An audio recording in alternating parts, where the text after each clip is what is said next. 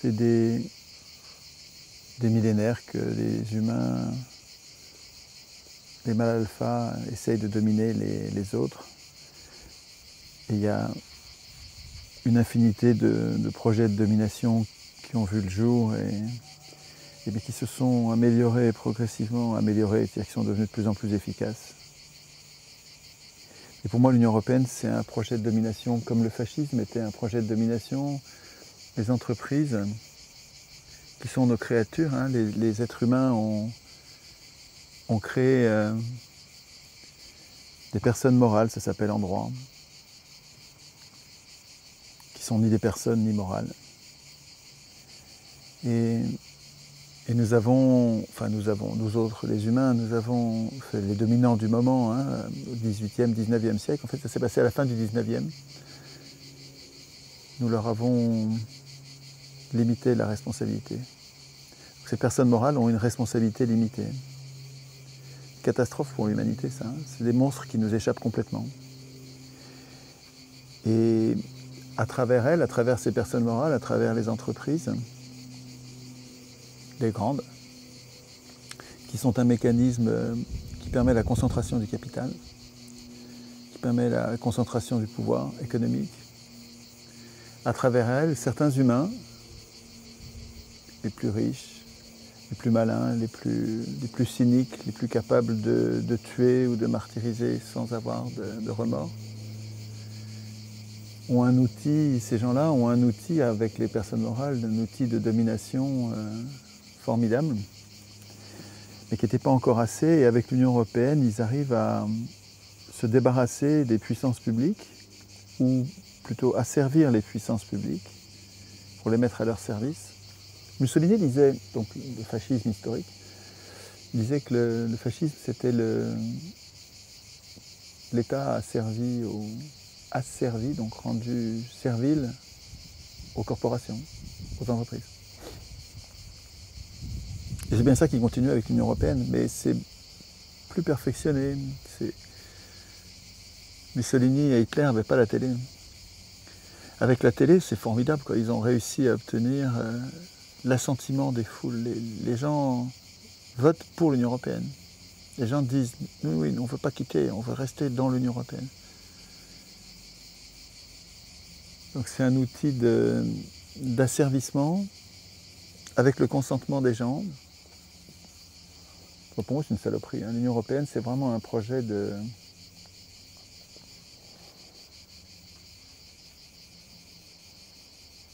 dépolitisation complète de la société. Tout devient fake. Toutes les politiques deviennent c'est le règne des menteurs, quoi. Hein. Ils mettent tout à l'envers, ils mettent tous les mots à l'envers. Démocratie, constitution, suffrage universel, citoyen, tous ces mots-là sont mis à l'envers et désignent leur contraire. Et comme les humains sont très sensibles aux mots, hein, et très vulnérables aux bobards du même coup, le fait d'avoir pris le contrôle des journaux et de la télé. En France, il y a 9 personnes qui ont acheté tous les journaux du pays. Tous les journaux, papier. Il reste, je crois, Canard enchaîné et Charlie Hebdo. Mais tous autrement, même l'humain, hein, sont achetés, donc dépendants. Pourquoi faire? C'est pas pour gagner de l'argent, ils en perdent. Non, c'est pour façonner l'opinion, c'est pour conduire les gens à voter comme on leur dit de faire. Et ça marche. Donc l'Union européenne, c'est comme une prison pour moi, une prison politique. Donc la première urgence, ça devrait être de sortir de la prison, ce qui ne réglerait pas tous les problèmes. C'est pas parce que vous êtes sorti de la prison que vous êtes hors de danger. Hein. Mais on n'arrive même pas à sortir de la prison parce que ceux qui résistent à l'Union européenne n'arrivent pas à tomber d'accord parce qu'ils ne sont pas d'accord sur ce qu'on va faire quand on va sortir de la prison. Il y en a qui disent en sortant on va aller à gauche, d'autres qui disent en sortant on va aller à droite, D'où ce qu'il dit en sortant, on va aller tout droit. Ah ben non, non, si vous voulez à droite, on ne se met pas avec vous. Ah ben non, si vous voulez aller à gauche, ah ben non, non, on ne se met pas avec vous. C'est un spectacle désespérant de la zizanie. On n'arrive même pas à tomber d'accord sur le fait de sortir de la prison. Et on verra ce qu'on fait après, mais déjà on sort. Non, ils sont pas capables de se mettre d'accord là-dessus. Actuellement... il faudrait en sortir, mais je ne sais pas comment on va faire pour en sortir. Donc là, l'Europe, on voit qu'elle est en train un petit peu de se décomposer. Non? Non. Enfin, comment est-ce que tu interprètes? Moi, j'entends les commentateurs dire que l'Union européenne va imploser, que c'est fini, que c'est un projet qui a échoué. Moi, je ne vois pas ça du tout. Je crois que ça dépend pour qui. Pour nous, c'est une catastrophe, et c'est vrai que c'est une catastrophe, mais ça ne veut pas dire que c'est fini, parce que c'était fait pour ça. Les Américains ont voulu l'Union européenne comme un outil de dépolitisation de leur principal concurrent. Et ça fonctionne, pourquoi est-ce que ça s'arrêterait?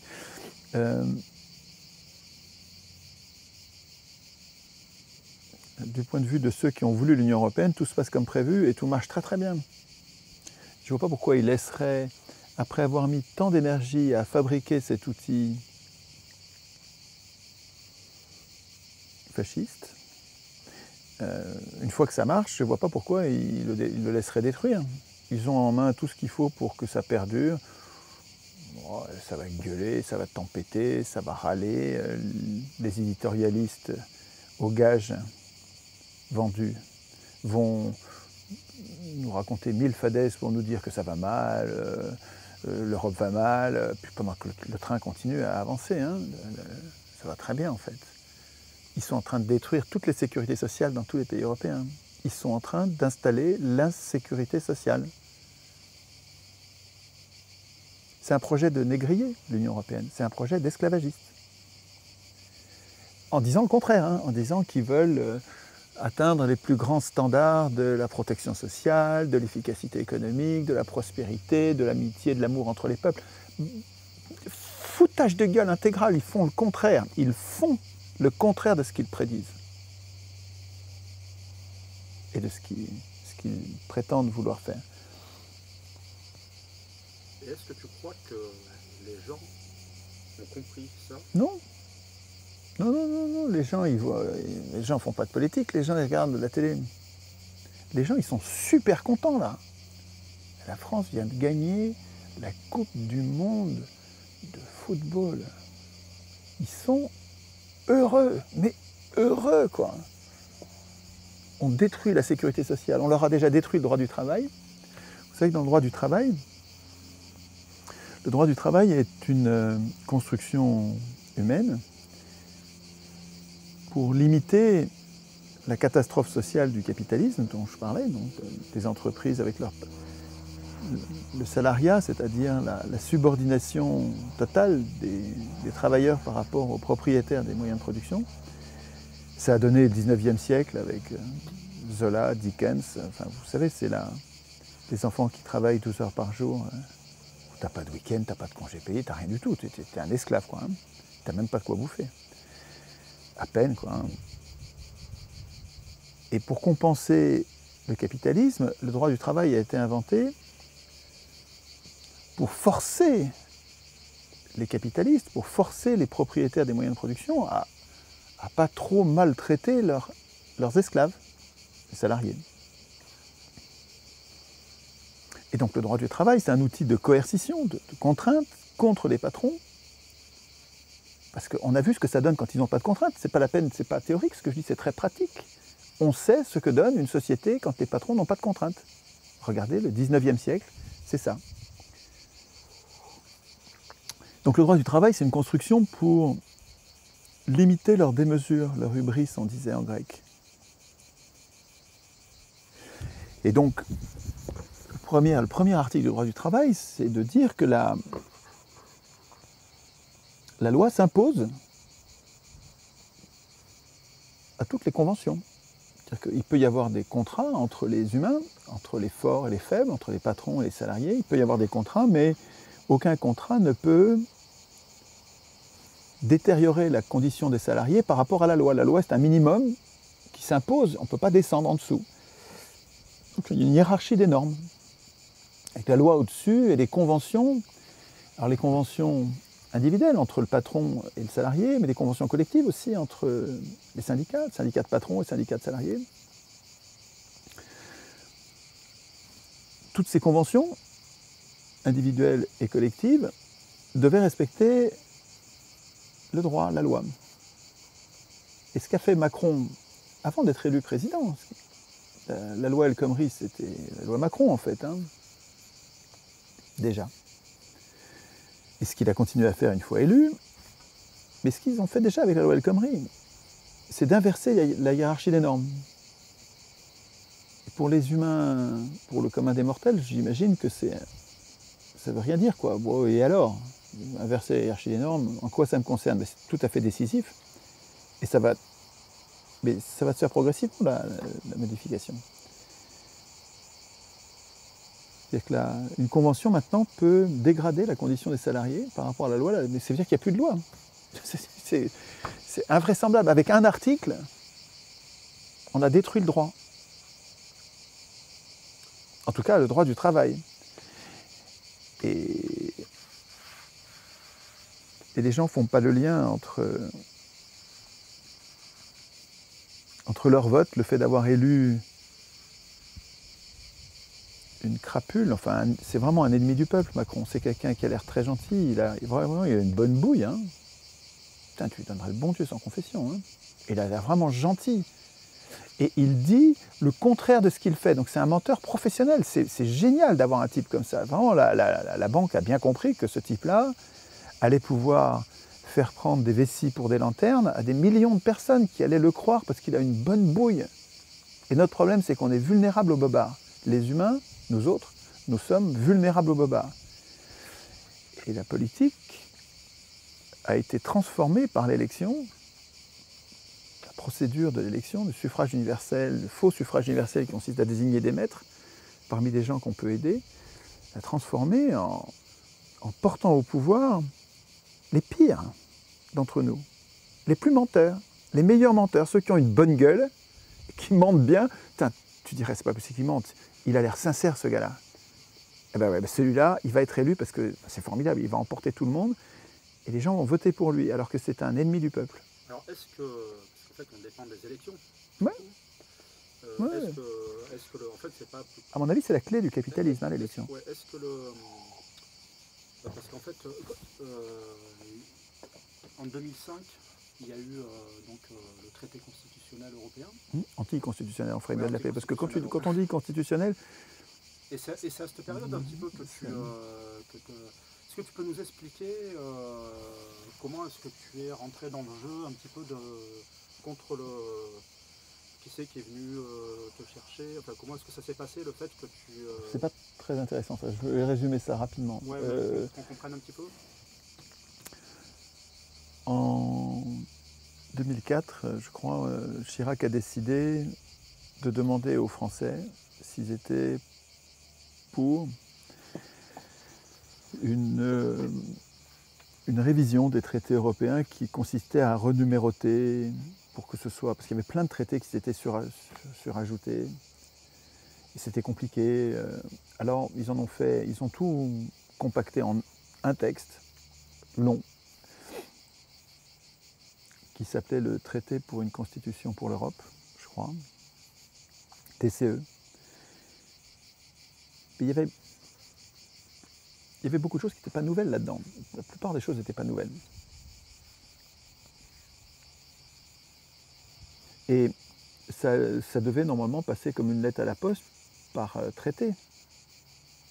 Et Chirac a eu l'idée d'en faire un référendum. C'est bien de sa part d'avoir fait ça. Il était sûr qu'on répondrait oui. C'est vrai que dans les sondages, c'était 80, tout le monde était pour. Moi, j'avais voté pour, hein, à Maastricht. le traité d'avant, le référendum d'avant, je m'étais bien fait enfler. Hein, on n'avait pas eu de... J'avais dit que je ferais court, j'arrive pas à faire court. Hein. Je m'étais fait enfler parce qu'on n'avait pas eu... Je vais faire une parenthèse sur Maastricht, le traité 92, donc 13 ans avant. En 92, on nous a dit, est-ce que vous êtes d'accord pour... est-ce que vous validez le traité de Maastricht qui programme une monnaie unique, l'euro. Et on ne nous avait pas dit que dans ce traité était monté au plus haut niveau du droit, donc dans les traités internationaux, et un niveau international, donc beaucoup plus compliqué à modifier qu'une règle nationale, l'interdiction pour les États d'emprunter auprès de leur banque centrale, c'est-à-dire de créer la monnaie quand ils en ont besoin pour un taux d'intérêt zéro. Et interdiction de créer la monnaie gratuitement et obligation d'emprunter la monnaie dont nous avons besoin auprès des marchés financiers. Déjà, les acteurs politiques l'avaient fait avant, mais il n'y avait pas de loi qui leur imposait au plus haut niveau. En 1973, ouais. On a déjà... Giscard qui était à la manœuvre, Pompidou qui était à la manœuvre avec Giscard, mais c'était avant 1973 en fait. Nous, on s'est battu longtemps contre la loi de 1973 avant de comprendre, grâce au travail de Benjamin Lemoine, un livre remarquable, avant de comprendre que en fait, la trahison avait précédé 1973. Et que 1973, en fait, un peu comme 2005, hein, n'apportait pas grand-chose de nouveau, mais nous a servi pour nous de révélateur. Ça nous a ouvert les yeux. Quand on a vu la loi de 1973, on a dit, mais c'est quoi ce truc? C'est pas bien, l'État ne peut pas présenter ses effets à l'escompte, donc il ne peut pas créer la monnaie, donc nous sommes asservis au marché financier. Et la dette a commencé en 1973, en 1974, donc l'année suivante. Donc c'est elle qui est la cause. On a cru ça longtemps, ça nous a servi de révélateur, et en fait on s'est aperçu, à l'issue de longues controverses, on a beaucoup bossé sur la question, on s'est aperçu que c'était bien avant, enfin c'est 67, quelque chose comme ça, la fin des années 70, avec Pompidou, hein, banquier comme Macron. Hein. Ce gars-là a décidé et a convaincu la haute administration, les hauts fonctionnaires de l'État, qu'il fallait que ça cesse, il fallait qu'on arrête de créer la monnaie comme on le voulait et qu'il fallait qu'on emprunte auprès des marchés financiers. Et la haute administration, emportée par Jean Abraire, qui était le ministre du Trésor, a commencé par une pratique, a commencé par ne plus emprunter auprès de la Banque centrale et pratiquement, sans y être obligé, à emprunter auprès des marchés financiers. Et 1973 a confirmé cette pratique, mais qui était déjà en place. Et 1992, d'une certaine façon aussi, le traité de Maastricht aussi a confirmé quelque chose que nos hauts fonctionnaires faisaient déjà, une trahison qui avait eu lieu depuis longtemps, depuis la fin des années 70. En tout cas, tout ça n'a jamais été mis en débat public. Jamais il y a eu un débat public sur est-ce que vous voulez que l'État crée la monnaie librement en fonction des besoins du peuple, ou bien et donc ne paye pas de charges d'intérêt, ou bien est-ce que vous préférez que l'État s'endette forcément auprès des marchés financiers et donc devienne dépendant des marchés financiers et des taux d'intérêt usuraires. Regardez ce qui se passe pour la Grèce, c'est usuraire ce qu'on leur impose comme taux d'intérêt. Qu'est-ce que vous préférez? Et par référendum, jamais on nous a demandé ça, jamais. Et en 92, on n'en avait même pas parlé. Donc moi j'ai voté oui, je ne savais pas ça. Si j'avais su, j'aurais pas voté oui. Donc c'est un dol, on a obtenu mon oui, on a obtenu mon accord par tromperie. Le dol, c'est le nom d'un contrat trompeur. C'est le nom d'une tromperie en droit. Et un contrat qui a été obtenu par dol est nul, et non avenu, ne vaut rien. Je ne me sens pas tenu par l'assentiment que j'ai donné, puisqu'il était le résultat d'une tromperie en 92. Et c'est ça qui t'a mobilisé en 2005 de nouveau, non?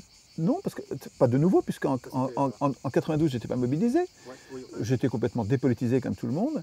Et je votais comme on me disait de voter. Je pensais que j'étais à gauche et je votais socialiste. Je ne savais pas encore que c'était l'extrême droite. C'était nos pires ennemis qui nous enfermaient. Je sais qu'on me reproche d'appeler le PS l'extrême droite, mais bon, voilà. Je persiste et signe. Je peux en débattre si vous voulez. En tout cas, je ne savais pas que je votais à droite dure, je pensais que je votais à gauche, j'étais en train de me faire enfler. Donc je n'étais pas du tout mobilisé encore. Et c'est en 2004, alors pour revenir à la question, j'avais promis d'être court, mais je ne sais pas faire ça. C'est intéressant qu'on comprenne. En 2004, Chirac décide de soumettre au vote, au référendum, ce projet de renumérotation, d'harmonisation, créé par Giscard et la convention qu'il avait réunie pour ça au niveau européen.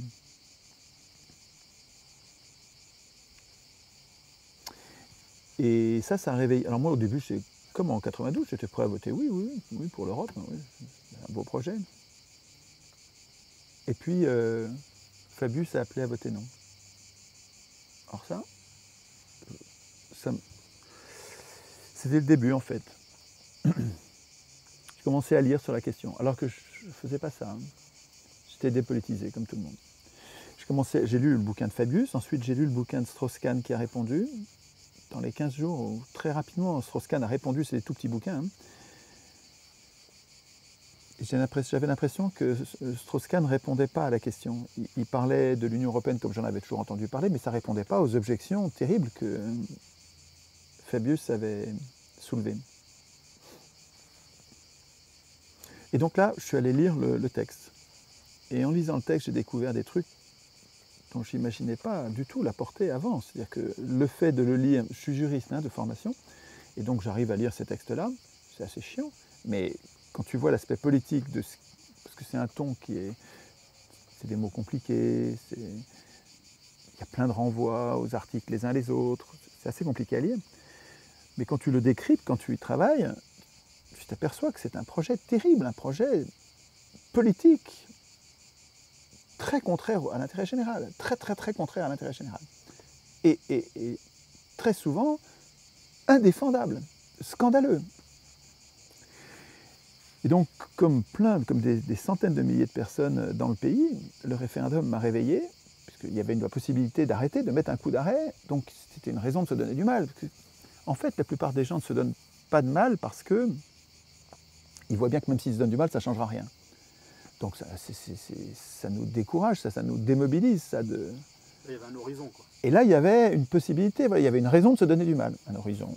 Mais un horizon, c'est pas le bon mot, parce qu'un horizon, ça n'arrête pas de reculer. Tu sais, quand tu t'avances vers l'horizon, ça... Alors que là, il y avait une possibilité de changer les choses. Et puis j'ai écrit un texte à l'issue d'une bagarre avec mon père qui était giscardien et qui ne comprenait rien à ce que je lui disais. Je ne comprenais pas ce qu'il voulait me dire, enfin je n'étais pas d'accord. Et à l'issue d'une soirée vraiment houleuse, on s'était vraiment disputé, j'ai passé une nuit blanche à écrire un texte pour lui. En fait, il avait du mal parce qu'il y avait trop d'arguments. Il y en avait 20 ou 30. Et 20 ou 30 arguments, il n'arrivait pas à se souvenir de tout. Et finalement, ne se souvenant pas de tout, il balayait tout d'un revers en disant « je reste sur mes positions ». Et donc j'ai créé un texte dans lequel il n'y avait plus que 5 arguments, mais massus, quoi, des arguments... Un seul de ces arguments, bah ça va, tu signes non, quoi. Parce que déjà, tu ne comprends pas le texte. Est-ce que tu comprends? C'est un texte illisible et qui était soumis à l'assentiment de gens qui n'arrivaient pas à le lire. Quand tu n'arrives pas à lire le contrat, enfin, il me semble que tu ne signes pas, quoi. Hein. C'est un argument assez fort. Hein. En tout cas, puis il y en avait d'autres bien plus forts encore. 5 arguments. Et je lui ai préparé ce texte-là, et puis j'ai préparé aussi en note les extraits des articles pour prouver ce que je disais. Je disais, voilà ce que prévoit le texte, d'ailleurs, voilà le texte en question. Donc il y avait 10 pages de texte et 10 pages de notes. Il n'a pas tout de suite eu cette forme. J'ai d'abord fait ce texte-là pour mon père, et puis ensuite, je me suis dit que ça allait être un outil utile pour en discuter avec mes copains profs, profs de droit, profs d'économie. Parce que tu es prof d'économie. Je suis prof de droit et d'économie, ouais. Prof de droit. Plus de gestion. Et j'ai interpellé sur une liste professionnelle mes copains, profs, en leur disant « qu'est-ce que vous en pensez, quoi ?» Très intéressant, premiers échanges, et puis l'administratrice de la liste de diffusion, il y avait 2-3 000 personnes là-dessus, m'interpelle en disant « mais Étienne, il ne faut pas faire ça, hein. C'est une liste professionnelle, tu ne parles pas de politique. » Je me dis, bah, à quoi ça sert? À quoi servent les profs de droit? À quoi servent les profs d'éco? Si quand on est en train de ravager la société sur le plan juridique et économique, on ne peut pas en parler entre nous? Mais on sert à quoi, nous? Enfin bon, je me suis fait mettre à l'écart. Et de dépit, j'avais un petit site web qui parlait de parapente, de bricole. Et j'ai mis une page supplémentaire sur ce site avec ce texte qui invitait, c'était pas un blog, c'était juste une vitrine, une page que tu lis, et puis il y avait mon adresse mail pour m'écrire, parce que j'invitais les gens à me dire ce qui n'allait pas dans le texte. Où est-ce que je me trompe? Où est-ce que je me trompais? Parce que je savais bien que possiblement je me trompais, évidemment. Et parce que j'avais l'intention, et ce que j'ai fait d'ailleurs, de corriger quand on me signalait que je m'étais trompé sur le plan factuel, sur le plan du raisonnement. C'est une invitation à en discuter entre nous pour faire que ce texte devienne de meilleur en meilleur, devienne invulnérable. Et c'est ça qui s'est passé, mais les gens se le sont passés de façon virale, de façon exponentielle. Je recevais des mails, les gens me disaient « Waouh, super, merci, je fais passer à tout mon carnet d'adresses ». Et les gens se sont passés comme ça. C'est dû à quoi ça? C'est parce que tu avais déjà des gens, un public sur ton site? Non, non. Non. J'avais rien du tout. Il y avait 100 visites par jour sur mon site, rien du tout. Il n'y avait rien du tout. Et j'ai envoyé ça à mon carnet d'adresses, je sais pas, je devais avoir 200 personnes. Enfin, non, ça s'est parti tout petit, avec une poignée de personnes, et qui se le sont passées, mais c'est allé très vite, parce que vraiment la réaction des gens était... Il y avait un déni de débat, il y avait un refus de débat, comme aujourd'hui. Il y avait une impossibilité d'avoir un débat honnête, avec le oui et le non, les arguments du oui et les arguments du non, qui seraient correctement mis en scène, honnêtement mis en scène, qui seraient loyalement mis en scène. Il n'y avait aucun débat loyal, tous les médias étaient pour le oui. À part 2 ou 3, mais la plupart des grands journalistes étaient pour le oui, et ne laissaient pas de place pour le non. Et quand ils laissaient la place pour le non, c'était avec Le Pen, c'était pour le discréditer, c'était pour en faire un choix fasciste.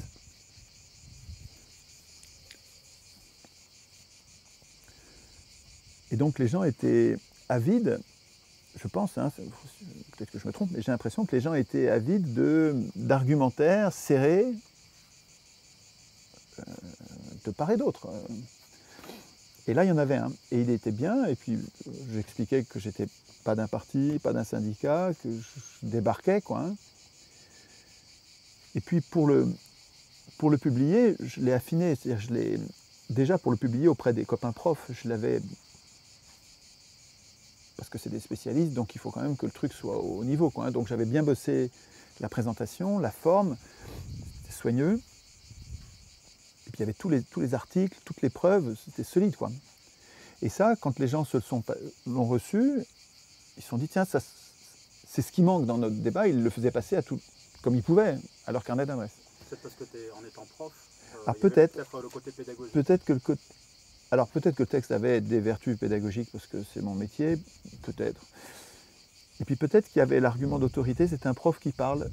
Ça, c'est dommage que ce soit ça, hein. J'y peux rien, mais peut-être que c'est ça aussi. Et puis il y avait cette humilité qui n'est pas feinte. Je venais pas en disant c'est comme ça et c'est tous des cons. Je disais, excusez-moi, je débarque dans le sujet, j'y connais rien, mais de ce que j'ai lu, je trouve ça super dangereux.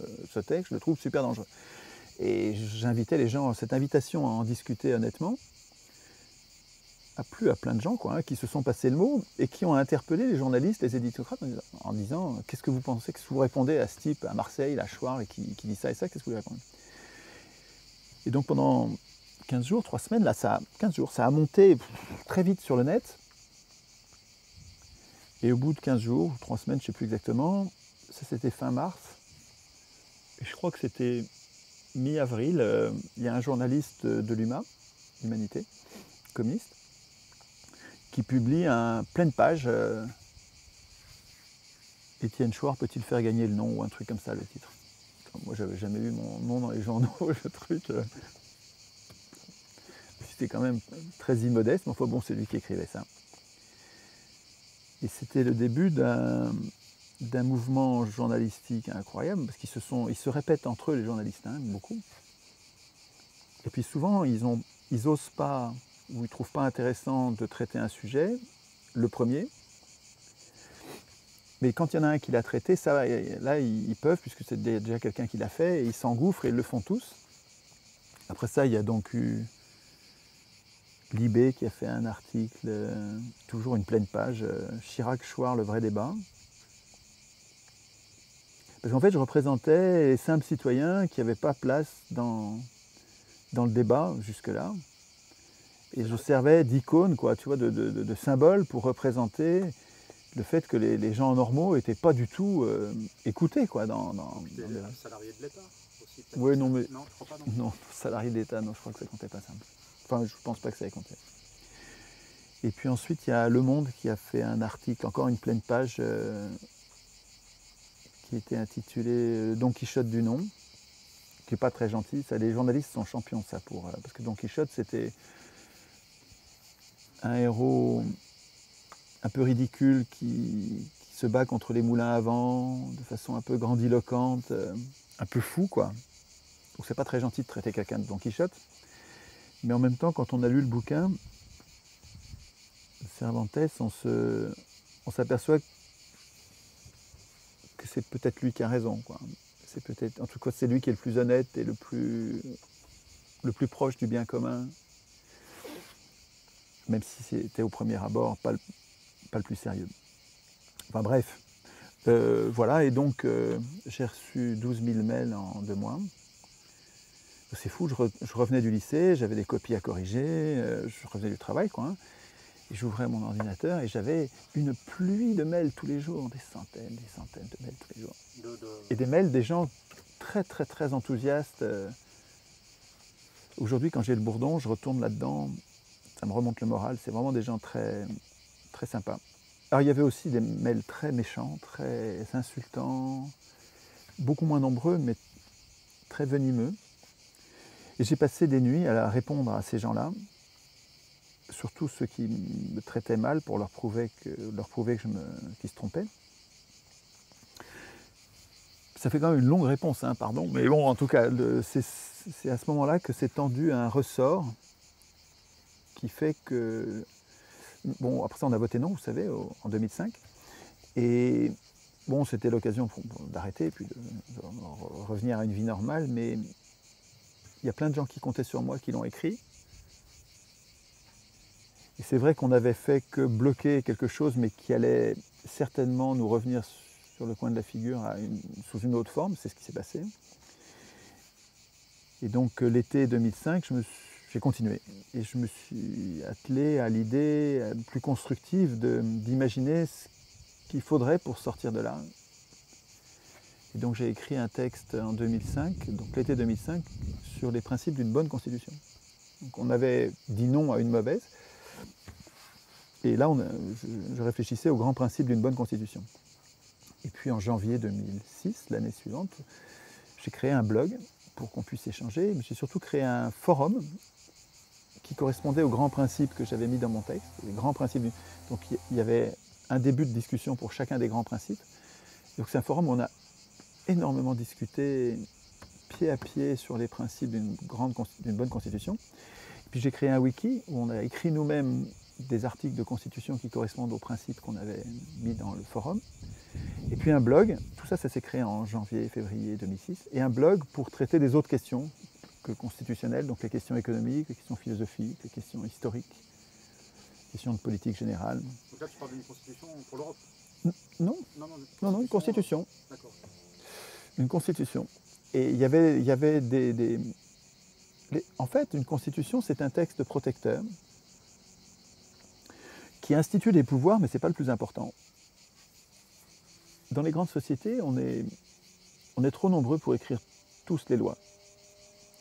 Dans une commune, on pourrait voter nous-mêmes nos lois, mais au niveau d'une région, d'un pays, d'un continent ou de la planète, on va avoir besoin de représentants. On voudrait bien ne pas avoir de représentants, peut-être, encore que je suis sûr qu'il y a plein de gens qui veulent avoir des représentants parce qu'ils ne veulent pas s'occuper de ça.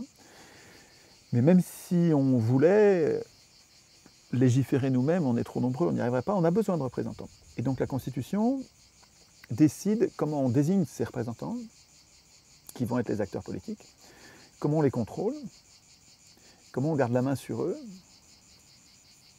par référendum d'initiative populaire, par un droit de révocation. Donc comment on désigne les acteurs, comment on les contrôle, comment on les vire quand on n'est pas content. Et ce texte, donc, il sert à désigner les acteurs, il est très utile pour nous, ce texte. Mais il sert surtout à nous protéger contre ces acteurs, parce que ces acteurs sont dangereux, et donc il faut limiter leur pouvoir. Une constitution, ça sert à affaiblir les pouvoirs. Et donc c'est une idée géniale, la constitution. C'est une idée qui sert à mettre en place des pouvoirs et à se protéger d'eux.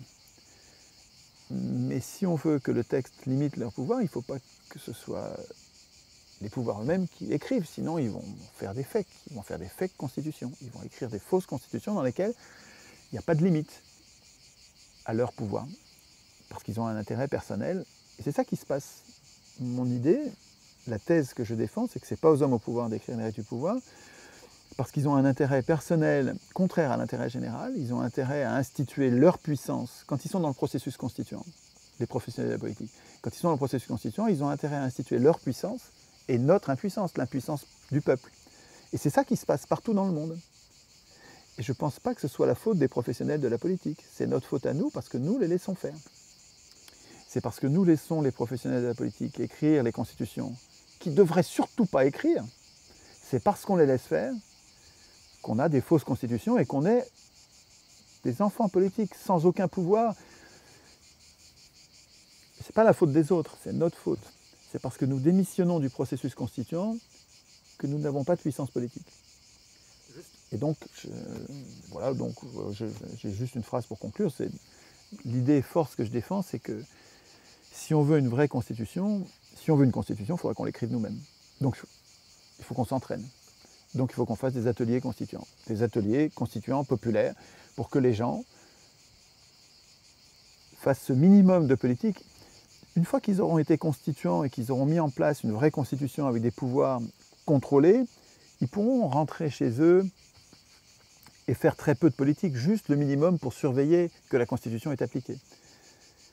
Mais pour arriver à cet état-là sans être asservi comme nous le sommes, il faut être constituant. Sinon, on va continuer à avoir la tyrannie des entreprises, c'est-à-dire des esclavagistes, des gens qui vont vous retirer vos congés payés. Vous n'y croyez pas, mais vous verrez. Ils vont vous retirer, comme ils le font en Grèce, ils vont vous retirer la retraite. Vous travaillerez jusqu'à votre mort, comme au Japon. Vous verrez. Vous travaillerez. Si vous ne faites pas de politique, vous perdrez les assurances sociales. Vous perdrez les assurances maladie. Et vous ne serez pas remboursé quand vous êtes malade, comme les Américains le sont. Les Américains, il y a un très bon bouquin. Comment s'appelle cet auteur? Le bouquin s'appelle Mad in USA. Mad qui veut dire fou. Un jeu de mots pour Med, et qui décrit le modèle social américain de façon scientifique. C'est-à-dire que c'est extrêmement documenté, c'est un livre remarquable. J'oublie son nom, c'est un gars qui a écrit aussi, c'est aux éditions Max Milo. Si on était dans mon bureau, j'aurais pu vous le montrer. Mince, je connais que lui, parce qu'il a écrit un autre bon bouquin sur la télévision. Il a écrit TV Lobotomie, qui est un autre très très très bon livre sur les méfaits terribles des écrans et de la télévision. Et ce livre-là montre comment les Américains, ou l'immense majorité des Américains, c'est le plus grand nombre, est extrêmement maltraité sur le plan de l'assurance maladie. Ces gens-là ne sont pas assurés. Donc, quand ils sont malades, ils souffrent. Et quand il faut absolument pour survivre se faire une opération, ça leur coûte des millions, et ils sont endettés à vie, et donc ils vont travailler toute leur vie pour payer cette opération qui leur a permis juste de survivre. Et je vous dis, ça va vous arriver. Vous faites pas de politique, vous verrez, l'Union européenne, elle va détruire nos modèles sociaux. Ils ont déjà commencé. Ils ont déjà détruit, je le disais tout à l'heure, le droit du travail. Ils sont en train de détruire la sécurité sociale. Vous avez vu, dans le projet de constitution, ils veulent remplacer le mot sécurité sociale dans la constitution par protection sociale. Et ils disent que c'est pour nous protéger. Mais ils disent le contraire. Il ne faut pas croire les professionnels de la politique. Les élus mentent. Et s'ils ne mentaient pas, ils ne seraient pas élus. c'est ça le vice de l'élection. Là-dessus, il doit y avoir une raison quand même, parce que là, on parlait de 2005 tout à l'heure. Les gens votaient non. Donc en 2008, il y a eu le traité de Lisbonne. Et, oui. Et donc en fait, ils ont refait passer plus ou moins. Pas plus ou moins, plus complètement. Voilà. Ils ont. Mais il y a quand même quand tu disais mon texte, il est sorti, il y a quand même eu un non. Alors il y avait un oui prévu. Oui. Mais il y a quand même eu un non. Donc les gens, quand ils ont pu prendre connaissance un petit peu des informations, oui. ils ont réussi. Il y a eu du débat. Hein, mais il y a eu du débat aussi. Voilà, mais il y a eu plein de noms. Voilà. En Europe, il y a eu plein de noms. Mais il y a eu des noms en Irlande, il y en a eu donc, si en Hollande, il y en a eu partout. Il y a eu plein de noms. Donc mais on s'est fait violer, on se fait violer. Oui. C'est-à-dire que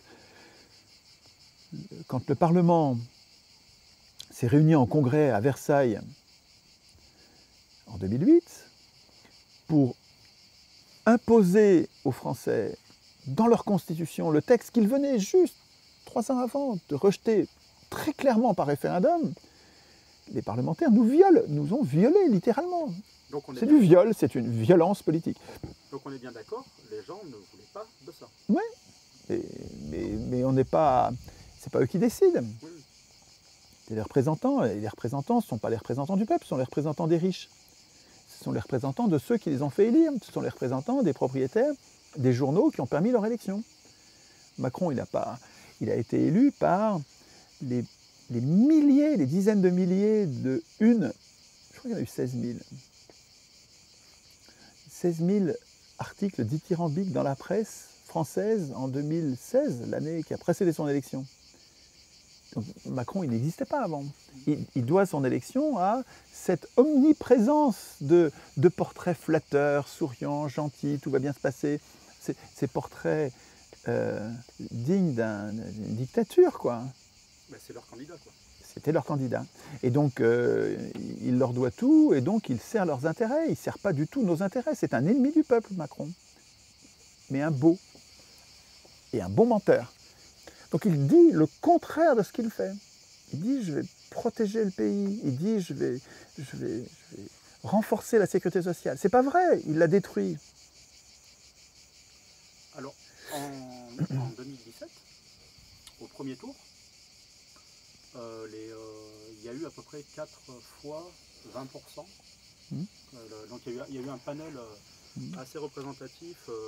Donc Macron, il a fait un peu plus de 20%, Marine Le Pen, donc Fillon et Jean-Luc Mélenchon, qui représentent à peu près toute la société, on va dire. Et donc il n'y a pas eu de vraie majorité. Donc, mais il n'y a eu aucune majorité, évidemment. Oui, il n'y en a jamais au premier tour. Son élection, c'est le deuxième tour, donc c'est le système politique. Tu parlais des riches qui ont le pouvoir, en quelque sorte. Qu'est-ce qui s'est passé à la Révolution française en 1789? Il faut écouter Guillemin là-dessus, hein. Henri Guillemin. Ça change la vie. Hein. Si vous ne connaissez pas encore Guillemin, quand vous allez le découvrir, vous verrez, c'est un tournant dans la vie. Vous ne voyez plus les choses comme avant. Guillemin, c'est un vieux monsieur qui explique l'histoire vue du point de vue du peuple. Un peu comme le fait Howard Zinn aux États-Unis, magnifique, ou Chomsky, ou Thomson en Angleterre. Et Thomson est un historien anglais qui écrit l'histoire vue du point de vue des prolétaires. Et c'est fabuleux, c'est vraiment, ça change tout, ça change tout. Ça change vraiment tout. On comprend, à ce moment-là, on comprend combien l'histoire est importante. Et donc Guillemin, Henri Guillemin, explique très bien ce qui s'est passé au XVIIIe siècle.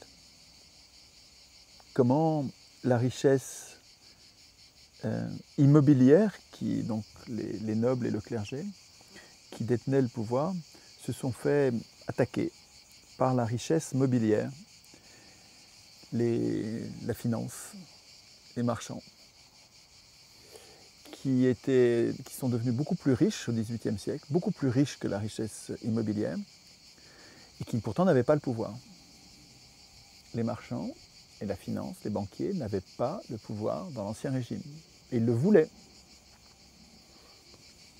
Et ce qui s'est passé pendant les révolutions anglaises au XVIIe et françaises, américaines au XVIIIe, c'est que les marchands ont pris le pouvoir. Talleyrand disait « agiter le peuple avant de s'en servir ». Donc ils ont agité le peuple contre le roi, contre le clergé, pour que le peuple se débarrasse et guillotine le roi. Et puis ensuite ils ont remis le peuple à sa place, ils l'ont désarmé. Guillemin explique bien comment ils l'ont désarmé. C'est un combat terrible, hein, de désarmer le peuple, c'était un enjeu, et c'est encore aujourd'hui un enjeu majeur. Pour les riches, très très important que nous soyons désarmés. Très très très très. Il est essentiel que nous soyons désarmés. Qu'est-ce que tu entends par désarmés? Désarmés, quoi. Sans armes. Sans armes. Alors moi j'ai grandi comme vous sans doute dans l'idée que c'était très dangereux d'être armé. Et donc j'ai peur moi-même d'être armé, je ne suis pas armé. J'aurais peur d'être armé, j'aurais peur de faire des bêtises, de tuer quelqu'un. Je connais bien, évidemment, je le connais bien, c'est plus que je le connais, je suis pétri de l'argumentaire selon lequel nous devrions, il est très important que nous soyons désarmés. Mais à 60 ans, je suis en train de me demander si je ne me suis pas fait avoir vraiment dans les grandes largeurs. Parce que, historiquement,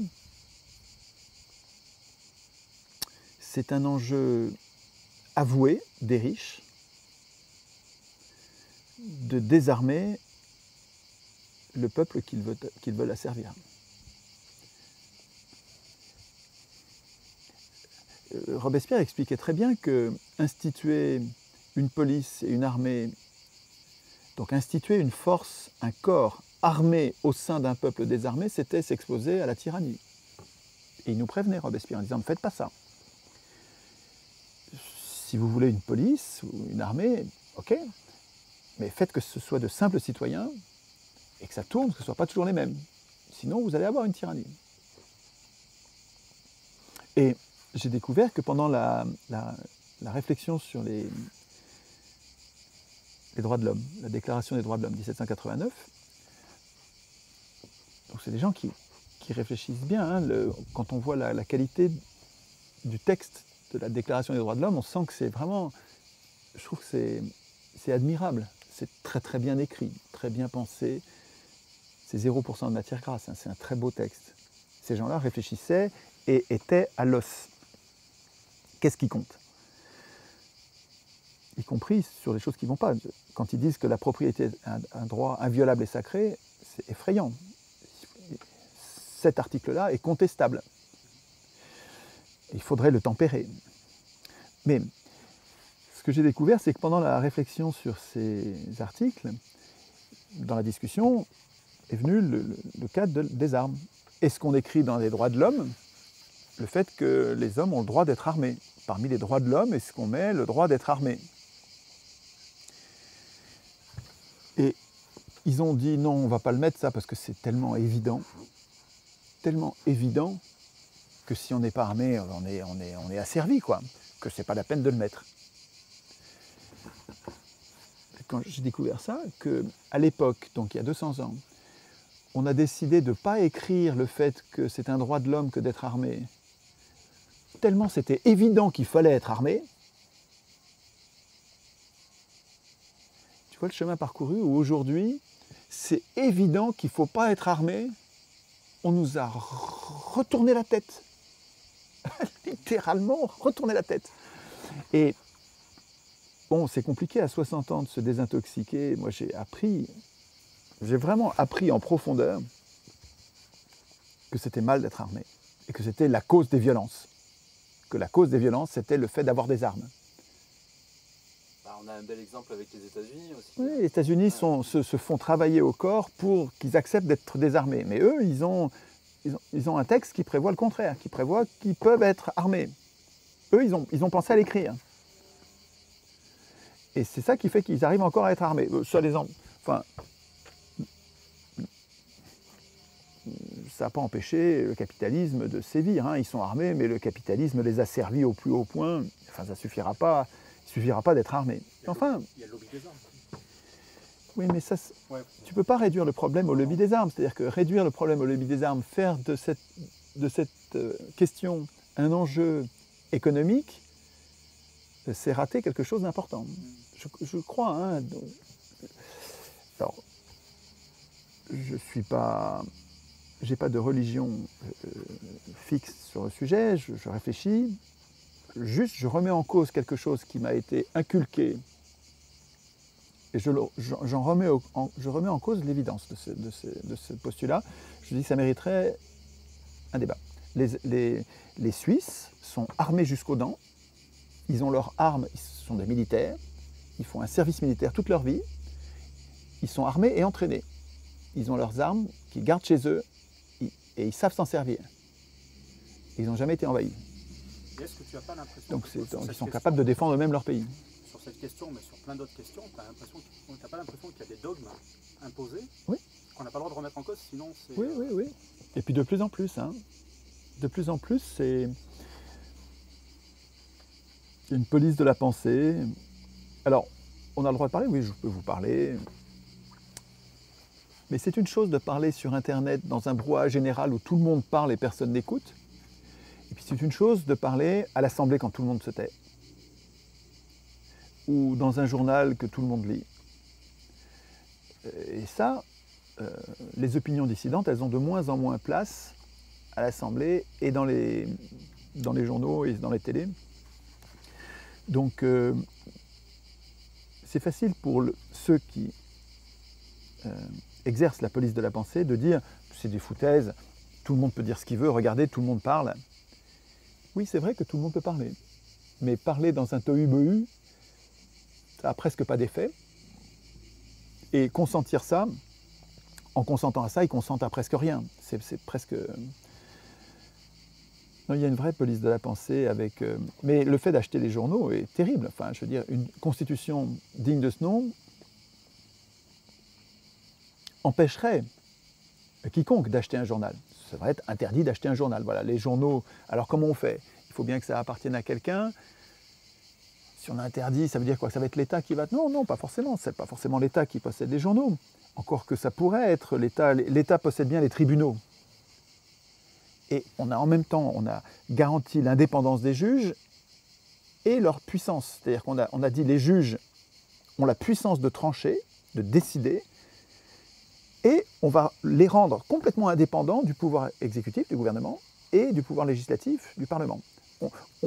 À la fois, nous payons les juges, on ne veut pas que ce soit une activité privée, il ne faut pas que ce soit un centre de profit, évidemment. Donc les juges, c'est des acteurs publics que nous, citoyens, nous payons pour rendre la justice. On leur donne cette puissance terrible et on les rend indépendants des autres pouvoirs pour que le gouvernement ne s'en serve pas ou que le législateur ne s'en serve pas. Il manque juste, dans notre Constitution, il manque le fait que les juges devraient être jugés par d'autres que des juges. Parce que comme ils sont jugés par des gens de la même corporation qu'eux, il y a un effet de corps qui les rend sûrement trop invulnérables. Et donc il faudrait qu'ils rendent des comptes devant des citoyens tirés au sort, par exemple. C'est un détail. Mais en tout cas, ce que je veux dire, c'est que nous avons su instituer un pouvoir comme celui des juges, payé par nous et pas privé, donc public. Pourquoi on ne ferait pas la même chose avec les journalistes? On pourrait dire, les jeunes gens, les jeunes garçons, les jeunes filles qui veulent être journalistes, comme ceux qui veulent être juges, passent un concours, la fonction publique, pour être journalistes. Et une fois qu'ils sont journalistes, on leur fout la paix. C'est-à-dire qu'il n'y a évidemment jamais le gouvernement pour aller leur tordre le bras, pour leur dire écrivez ceci, n'écrivez pas cela. Et donc on protégerait les journalistes avec la même puissance qu'on protège les juges contre les abus de pouvoir des autres pouvoirs. Et les journalistes seraient quand même redevables, devraient rendre compte de leur activité, parce qu'il ne faut pas qu'un pouvoir, quel qu'il soit hors de portée, hors contrôle. Il faut qu'ils aient tous des comptes à rendre, et les journalistes pourraient rendre des comptes devant des chambres de citoyens tirées au sort, la chambre des médias. Et donc, ils seraient à la fois protégés contre les intrusions de l'État et payés par nous. C'est possible, ça. Et il y a une autre possibilité, excuse-moi, pour des idées d'ateliers constituants sur les médias, nous pourrions aussi décider, j'ai vu plein de fois les ateliers constituants décider ça, on pourrait décider que les journaux appartiennent à leurs journalistes, Voilà ce que du moment. Et puis celui qui s'en va, il est plus propriétaire du journal puisqu'il n'est plus journaliste dans le journal. Et puis celui qui vient d'arriver, il devient propriétaire du journal, c'est-à-dire on pourrait décider que les journaux appartiennent à leurs journalistes. on pourrait décider, parce que Mais- là très clairement dans les journaux et tout ça, c'est surtout qu'il y a aussi une absence de démocratie interne, donc les gens sont nommés, etc. Dans l'entreprise, pas seulement les journaux, c'est dans l'entreprise. Hein. Dans l'entreprise en général, mais comme les journaux, enfin les médias ont un pouvoir énorme dans l'opinion, et pour la politique notamment. Et du coup, ça pourrait s'instituer, ça, se mettre dans une constitution, la démocratie en entreprise. Ah bah oui, à mon avis, certainement, oui, bien sûr. Encore que,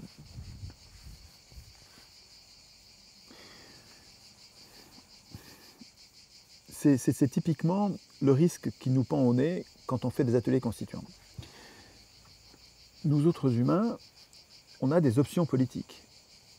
Sur le plan législatif, par exemple, on est pour ou contre l'avortement, on est pour ou contre la peine de mort. Je prends les sujets qui sont très clivants, gauche-droite. On est pour ou contre le vote des étrangers, l'assimilation des étrangers qui peuvent ou pas devenir français facilement. On est pour ou contre l'euthanasie, on est pour ou contre le libre-échange, les différentes politiques économiques, on est pour l'interventionnisme ou le libre-échange, etc. On a tous des choix individuels qui nous sont propres, législatifs. Mais la réflexion constituante, c'est autre chose.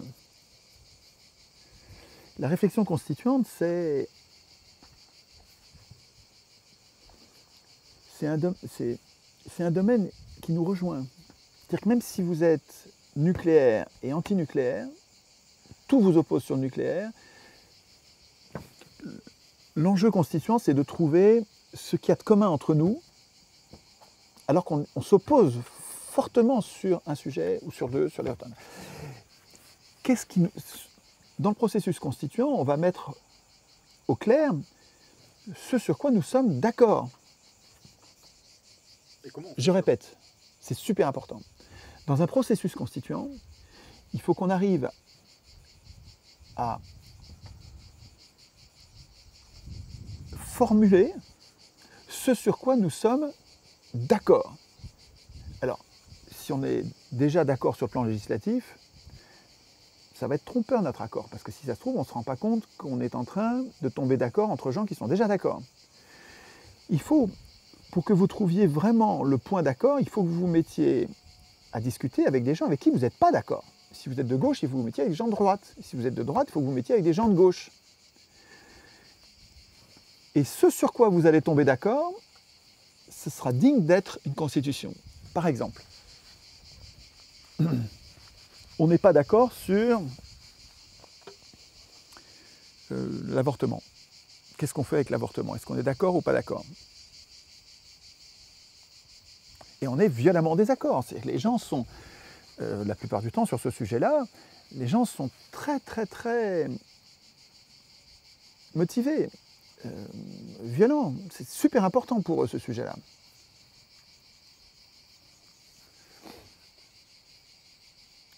Dans le processus constituant, il faut qu'on arrive à tomber d'accord sur la façon de décider de ce qu'on fait. Comment on va décider ce qu'on fait sur l'avortement? Est-ce qu'on va décider par une loi, par référendum? Référendum à quel seuil? Est-ce qu'on pourra changer d'avis si on s'aperçoit qu'on s'est trompé? Comment on va informer les gens pour qu'ils puissent décider en connaissance de cause? Pardon, parce qu'il ne suffit pas de voter. Il faut avoir voté, il ne suffit pas de donner son opinion. Demander leur opinion à des gens qui ne connaissent rien au sujet, vous allez avoir n'importe quoi. Il faut que les gens aient réfléchi à la question, qu'ils aient entendu les points de vue adverses, contradictoires avant. Il faut qu'ils aient bien entendu les points de vue pour l'avortement, les points de vue contre l'avortement, avant d'opiner. Et en fait, quand vous réfléchissez à la façon dont on va pouvoir décider sur l'avortement, en fait, vous êtes en train de réfléchir aux conditions de décision sur tous les autres sujets, parce que ça va être la même chose. Sur le nucléaire, on pourra aussi décider par référendum, peut-être, avec un bon éclairage public préalable. Celui qui est sûr de son coup. Il est sûr que l'avortement, le droit d'avorter pour les femmes, est quelque chose de mieux que l'interdiction, parce que de toute façon, les femmes le font. Et puis, il a plein d'arguments. Et il se dit, à mon avis, hein, mais il se dit, si les gens connaissaient bien les arguments, et normalement tout le monde ou presque va dire « ok, il faut le faire parce que telle et telle raison ». Et de l'autre côté aussi, le gars qui est contre l'avortement, il se dit « c'est tellement épouvantable, les arguments sont tellement forts contre l'avortement que si les gens le savent bien les arguments, ils les ont bien entendus, ça n'a pas été des versions caricaturées de notre point de vue, c'est notre point de vue vraiment honnête qui a été honnêtement bien débattu, les gens vont s'opposer à l'avortement, ou ils vont l'accepter que dans certains cas très très très très limites. Et, excuse-moi, si on arrive à trouver la façon de formuler, c'est ça qui se passe dans les ateliers constituants, formuler la procédure d'élaboration du droit qui respecte tout le monde, c'est-à-dire qui ne respecte pas un seul point de vue, le point de vue de ceux qui sont pour ou contre l'avortement, qui respecte tous les points de vue. On arrive à un consensus. Et d'ailleurs, dans les ateliers constituants, il y a des gens de gauche et de droite là-dedans. Et il y a des gens d'extrême gauche et d'extrême droite. Et ils ne se disputent pas. Ils réfléchissent à un texte qui va laisser les mêmes chances à tout le monde de participer et de décider, de co-décider le sort de la cité. Donc, pour revenir à ce que tu me demandais, est-ce qu'on le met dans la Constitution ou pas? Il faut faire gaffe parce que je ne me souviens plus le sujet sur lequel j'étais parti, c'était la démocratie en entreprise. La démocratie en entreprise, voilà. Pour moi, c'est évident qu'il faut la démocratie en entreprise. Mais en même temps que je réfléchis, je me dis, oh là, mais il y a des gens que je connais et que je respecte et qui sont contre la démocratie en entreprise, qui disent la démocratie en entreprise, ça ne marche pas. Et, ce qui marche en entreprise, c'est la tyrannie. Bon, la tyrannie modérée par un droit du travail, mais la tyrannie. Sinon, on ne décide pas et on se fait bouffer par le voisin. Donc, en même temps que je dis, bah, bien sûr, il faut le mettre dans la Constitution, c'est super important, en même temps, je me gendarme, parce qu'il ne faut pas mettre dans la Constitution des sujets qui nous coupent en deux et que ne vont pas être capables de voter. Donc, il faut ne mettre que des procédures, en fait. Ce que tu dis plus, en fait, c'est qu'il faut trouver le moyen d'être d'accord. Que ceux... Donc nous on considère comme des adversaires. L'animation participative, oui. Il y a des outils qui permettent ça, oui. Qui permettent une partie de ça. C'est pour ça que nous, on veut travailler sur la méthode, en fait. Oui. Et donc, tu dis que c'est ça qui est plus important que... La procédure est plus importante que les règles qu'on va décider. Que les choix soient pris de manière démocratique. Et à mon avis, dans la Constitution, il faut qu'il y ait ce qu'on appelle les valeurs. Mais je m'en méfie comme de la peste en même temps, parce que je vois bien que les pires criminels sur Terre se prévalent des plus belles valeurs. Tu vois les valeurs des États-Unis, c'est magnifique, la déclaration d'indépendance, tout ça, c'est vraiment beau, quoi. Hein. Défendre les droits de l'homme, c'est vraiment bien. Et ils lâchent une bombe toutes les 12 minutes, jour et nuit, toute l'année, une bombe. Mais une bombe, ça détruit des maisons, ça détruit des gens, des vies, une bombe toutes les 12 minutes, au nom de valeurs. Donc les valeurs, ça ne suffit pas, quoi. Je veux dire, Suppiot, Alain Suppiot, je ne vais pas ouvrir une trop longue parenthèse sur ce gars-là, mais c'est vraiment très, très, très important ce que fait cet intellectuel français remarquable, Alain Suppiot, droit du travail. Au détour d'une phrase dans une de ses conférences passionnantes sur la gouvernance par les nombres, qui nous pend au nez, qui est une catastrophe, il dit il défend l'état de droit qui est en train de disparaître au profit de la gouvernance par les nombres, et il dit de tout l'état de droit, ce qu'on devrait, et c'est un vieux juriste qui parle, ça a du sens ce qu'il dit, c'est fort. S'il y avait une chose à sauver dans le droit, dans l'état de droit, ce serait le droit de la procédure, le code procédure. Parce que c'est par la procédure qu'on se protège, et c'est la procédure qui ne nous clive pas. La procédure nous rassemble. Nous avons intérêt à une procédure bien faite, qui protège tout le monde. Comme ça, le jour où on en aura besoin, on sera protégé. Qui que nous soyons. Et donc, dans le processus constituant, c'est les grandes procédures qu'il faut qu'on mette au point ensemble, plus que les choix que nous ferions évidemment aujourd'hui. Pour ou contre le nucléaire, ça n'a pas sa place dans la Constitution du tout. Par contre, l'éclairage de l'opinion publique, la mise en scène des opinions dissidentes, des opinions contradictoires sur le nucléaire, avec le choix populaire ou pas, ça va se décider sur le plan législatif, quoi. Je peux faire une aparté sur ce que tu as dit. Tu parlais à un moment là du clivage droite-gauche et le fait qu'il y ait des contradicteurs dans un atelier constituant, qu'il y ait des gens de droite et des gens de gauche. Moi, quand on a eu une discussion la dernière fois quand on était venu chez toi, moi ça me touche beaucoup en fait, le fait d'aller discuter avec des gens qui ne sont pas de ton bord. Qui sont pas de ton bord. Et toi, par rapport à ton parcours, justement, tu es allé rencontrer des gens qui... Je rencontre encore. Hein, oui. Ouais. Ben, justement, moi, j'aimerais bien savoir, toi, quelle analyse tu fais des critiques qu'on te fait à toi, c'est-à-dire des critiques qui viennent certainement de la gauche, je dirais, qui te font. Comment toi tu analyses ça? Bon, d'abord, il y a deux cas de figure. Il y a les gens qui sont de bonne foi et de mauvaise foi. Dans les reproches qui me sont faits,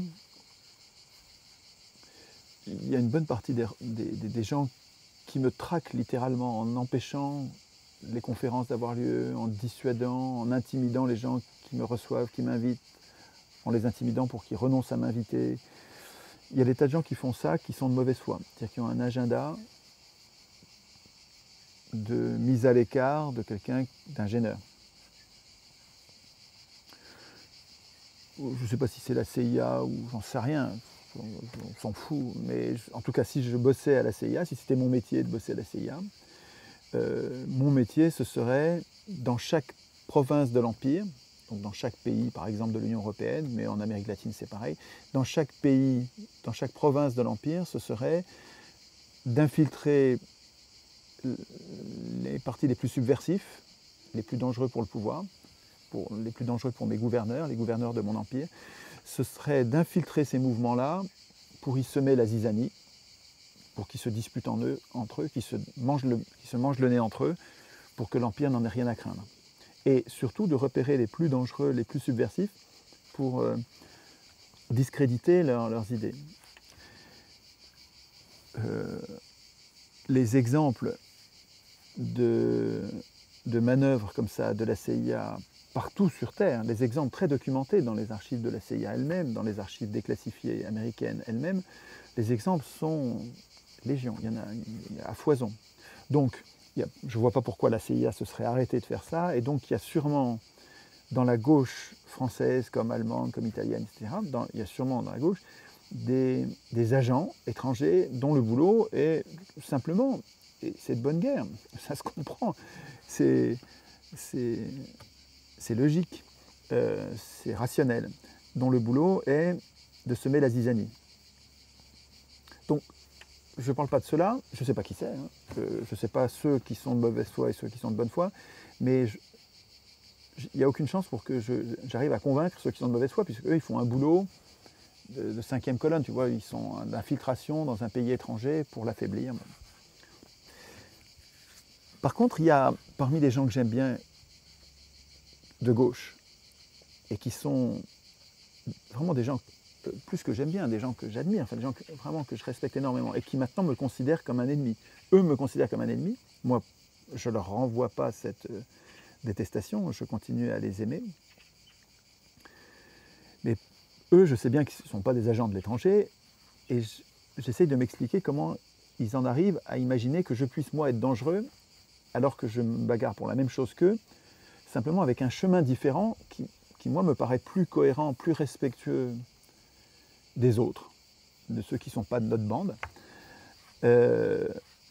Comment est-ce qu'on en arrive là? Comment est-ce qu'on en arrive à ce que un anarchiste comme Chouard J'ai un moment d'hésitation à dire anarchiste parce que anarchiste,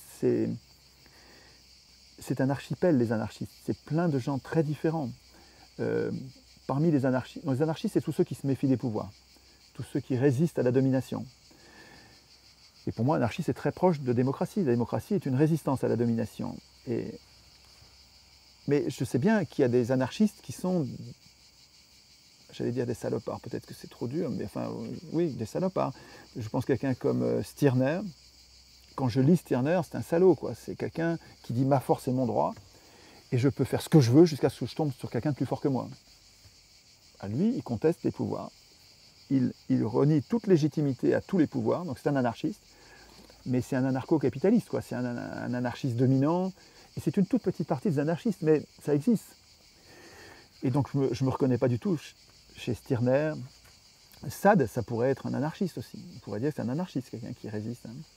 Mais je ne suis pas du tout sadien. Et je sais bien qu'il y a des tas d'anarchistes qui me voient comme leur pire ennemi. Parce que moi, j'essaye d'organiser les pouvoirs pour les limiter au dernier degré, les limiter, les tenailler. Et ça me paraît plus malin d'avoir un État que nous avons institué nous-mêmes en apprenant, mais en apprenant à nos enfants, pas à des spécialistes, pas à des juristes, en apprenant à tous nos enfants, en leur apprenant à se méfier des pouvoirs et en instituer les pouvoirs en les tenaillant. Ça me paraît être de mon point de vue, c'est une vision anarchiste, cohérente, qui accepte l'État à condition qu'il soit cornaqué par les citoyens eux-mêmes.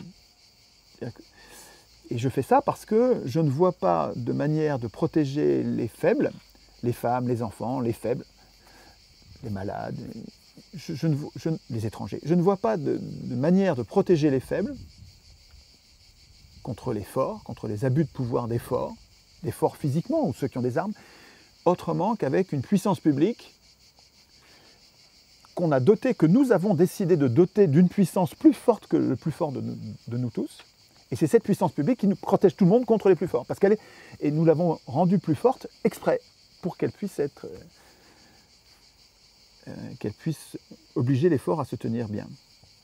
Et je ne vois pas d'autre moyen qu'une puissance publique pour empêcher les forts de martyriser les faibles. C'est pour ça que je tiens à un État. Et je sais bien que tous les États du monde ont jusqu'ici été des carcans, des facteurs de guerre terribles. C'est les États qui font les guerres, ce n'est pas les hommes. Les hommes, ils font des disputes, ils font des batailles, ils font des bagarres. Mais c'est les gouvernements qui font des guerres. Et donc je comprends ça. Mais ce n'est pas parce que ça s'est toujours passé comme ça que ça se passera toujours comme ça.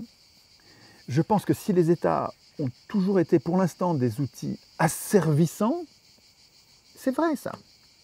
Et je dénonce ces États-là comme les anarchistes.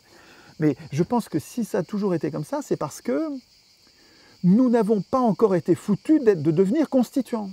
Les humains n'ont pas encore muté en constituants, c'est-à-dire capables de faire de la politique à un cran au-dessus de la décision politique, à un cran au-dessus en disant pour que la société soit pacifiée, il faut désigner les acteurs comme ça, il faut contrôler les acteurs comme ça, il faut appliquer la Constitution, mais avec des soldats, il faut qu'il y ait des citoyens constituants pour appliquer la Constitution. Et il faut que les humains gardent la main sur tout ce processus avec telle et telle procédure. Le fait que nous devenions capables d'instituer nous-mêmes un État cornaqué, tenu par les citoyens, le fait que nous devenions capables ça va tout changer. Et ce n'est pas parce que ça n'a jamais existé que ça n'existera jamais. En tout cas, je suis anarchiste. C'est très spécial comme anarchisme, mais je raffole de Tolstoï, de Kropotkin, Bakounine, je les lis tous, j'adore les lire, mais il manque, je trouve, l'aspect constituant. Je les comprends quand ils conchient l'État, je comprends, parce que l'État tel qu'on le connaît, il est surtout détestable, mais pas que détestable. Si tu veux, notre quiétude, le fait que nous n'ayons rien à craindre de bandits, de violeurs, de voleurs, ça tient à une police, à une organisation. Je pense que si on détruisait l'État, on aurait, dans nos grandes sociétés, on aurait des résultats aggravés. Ce serait pire que le mal. Donc, en tout cas, pour répondre, parce que je reviens à la question, là j'ai résumé mon point de vue et en quoi, à mon avis, il est très très profondément de gauche, dans l'idée que je me fais de la gauche, c'est-à-dire l'intérêt général et la lutte contre toute forme de privilège. À mon avis, le fait que les gens de gauche qui me détestent aujourd'hui, de façon c'est incohérent, c'est apparemment incohérent, je crois que ça tient à une vision, et ils ne peuvent pas faire autrement, je le comprends, je ne leur en veux pas, enfin je le regrette, je le déplore, c'est très triste, mais je ne leur en veux pas, je le comprends, à une vision politicienne. Je pense que ces gens-là font de la politique depuis beaucoup plus longtemps que moi, et donc ils ont été de tous les combats politiciens, dans le cadre de l'élection, dans le carcan de l'élection. Ces gens-là, Raoul Marc Génard, Frédéric Lordon, des gens que j'aime beaucoup, quoi, ont passé leur vie à penser la politique dans ce cadre contraignant pour la pensée, de l'élection. Or, pour moi, l'élection, qui n'est pas du tout la seule procédure possible, c'est la procédure que nous avons adoptée il y a 200 ans, c'est très récent dans l'histoire des hommes. C'est l'élection qui nous a conduits et qui nous conduira fatalement par construction, l'élection parmi des candidats qu'on peut aider, nous conduit à aider, nous conduit à fabriquer les partis politiques qui vont aider le mieux le candidat qu'on veut voir gagner. Et ça ne sert à rien d'interdire les partis politiques. L'élection va conduire les hommes à vouloir des partis aussi fortement qu'ils veulent vivre. Donc ils préféreront tuer ceux qui veulent se débarrasser des partis tant qu'on garde l'élection. Il vaut mieux se débarrasser de l'élection et les partis disparaîtront quand on n'aura plus l'élection. Mais donc, pour revenir à ce que je disais,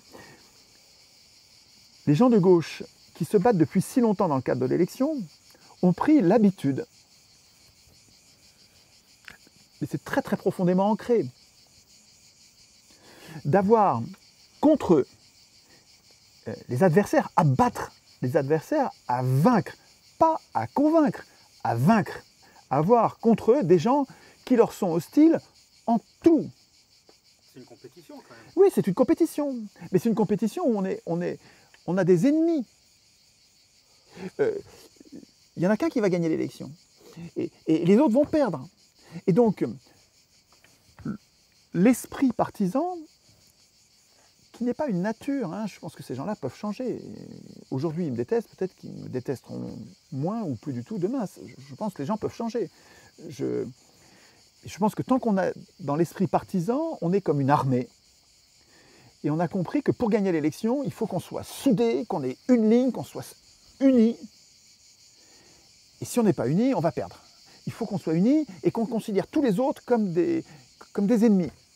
Et celui parmi nous qui va aller fricoter, qui va aller discutailler, qui va aller tailler le bout de gras sans leur rentrer dans le lard avec les gens d'en face, ben c'est un traître. Voilà. Et je pense qu'ils me considèrent, parce qu'ils sont dans cet esprit de lutte pour gagner une élection. Moi, je ne suis pas du tout dans la lutte pour gagner une élection. Je conchis l'élection.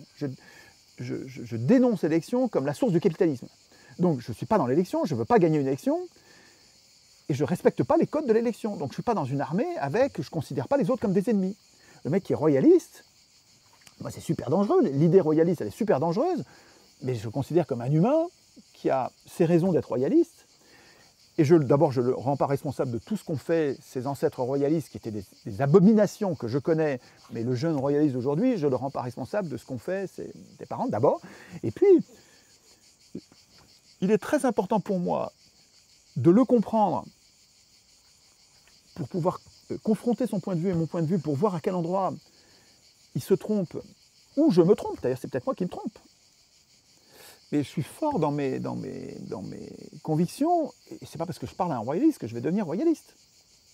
Donc, j'ai besoin de parler à ce royaliste qui est si différent de moi sur le projet politique qu'il a. J'ai besoin de lui parler à la fois pour moi le comprendre et à la fois pour que lui me comprenne. Il ne va m'accepter. C'est facile à comprendre ça. Enfin, normalement, si on est normalement constitué, on peut comprendre qu'il ne va m'accepter dans son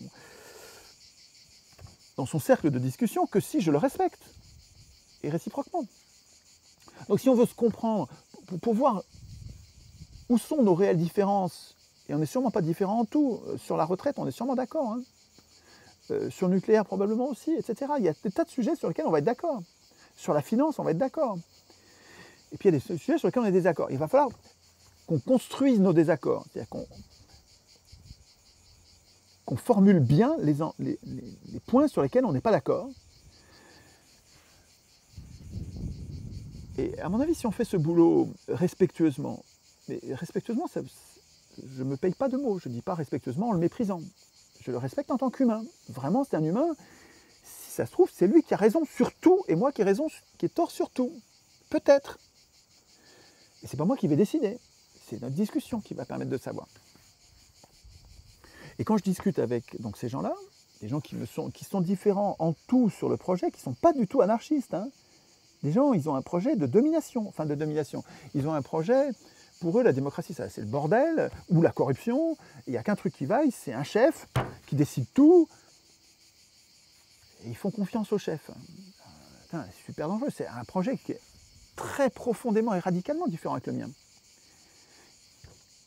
Mais la politique, ça consiste précisément à discuter entre nous, et respectueusement. Alors, je pousse le bouchon le plus loin possible pour voir si ça tient mon truc. Même si c'est un nazi. Discuter respectueusement avec un nazi, je sais bien que présenter comme ça, c'est insupportable. C'est indéfendable. Mais poussez votre propre logique, vous qui dites que c'est indéfendable, qu'on ne peut pas discuter avec un nazi ou avec un affreux, un nazi ou un affreux raciste. Prenez un vrai affreux et poussez votre raisonnement jusqu'au bout. On ne peut pas discuter avec lui du tout. Il ne faut pas, c'est interdit de discuter avec lui. Qu'est-ce que vous êtes en train de dire? Que c'est quoi? C'est un sous-homme? C'est quoi? C'est une bête? Il faut le tuer? Il faut quoi? Il faut le mettre en prison? Il n'a pas de droit politique? C'est un peu, la politique, c'est précisément de discuter avec les gens avec qui on est le plus en désaccord, pour éviter de se taper sur la gueule. C'est un peu ce qu'on t'a proposé, non? Des coups de pelle, non? Oui, ça c'est...